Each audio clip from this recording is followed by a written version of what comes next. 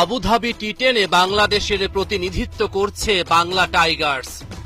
সাকিব আল হাসান, রাশিদ খানদের নিয়ে ছড়াতে পারবেন তো ত্রাস। টস জিতে বোলিংয়ে স্যাম্প আর্মি। বাংলা টাইগার্স টুর্নামেন্টে শুভ সূচনা করতে পারবে কি? সাকিবের দলের শুরুটা ভালো হলো না। 5 রান করেই লুকমান ফয়সালের ফেরা। জুটি বাঁধেন হযরতুল্লাহ জাজাই আর দাসুন সানাকা। দেখে শুনে খেলতে থাকেন তারা। 5 ওভার শেষে বাংলা টাইগার্সের সংগ্রহ 1 উইকেটে 34। জাজাই সানাকা শেষ 3 ওভারে দেখালেন ধামাকা। 8ম ওভারে এলো 13 রান।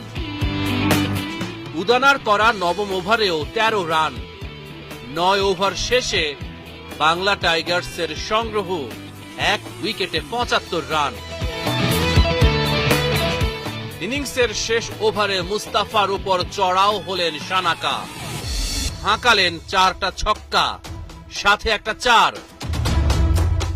মোট 31 রান এলো শেষ ওভারে।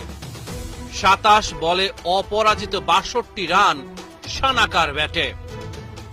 1 উইকেটে 106 রান বাংলা টাইগার্সের বোর্ডে। জবাব দিতে নেমে প্রথম ওভারে আউট শারজিল খান। তবে ফাফ দুপ্লাসি স্যাম আর্মির ইনিংসে ফিরিয়েছেন প্রাণ। রাশিদ খানের 1 ওভারেই স্যাম্প আর্মি তোলে 15 রান। সাকিব ফ্যানদের মনে উৎসবের আমেজ। মহাতারকা এখনো 22 গজের ক্রেজ। বাংলা টাইগার্সকে 1 সুতোয় গেঁথেছেন সাকিব আল হাসান। প্রয়োজনীয় মুহূর্তে ফাফ দুপ্লাসির উইকেট করেছেন শিকার।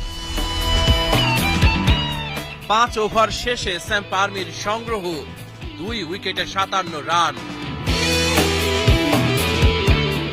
6ষ্ঠ ওভারে আবারও আক্রমণে সাকিব আল হাসান। বুদ্ধির খেলায় প্রতিপক্ষের কাপ্তানকে হার মানালেন তিনি। বাংলা টাইগার্সকেও ম্যাচে ফেরালো কাপ্তানের দুটি। 2 ওভারে 15 রান খরচায় 2 উইকেট শিকার করেন সাকিব। পরের ওভারে সাকিব বল তুলে দিলেন রাশিদ খানের হাতে।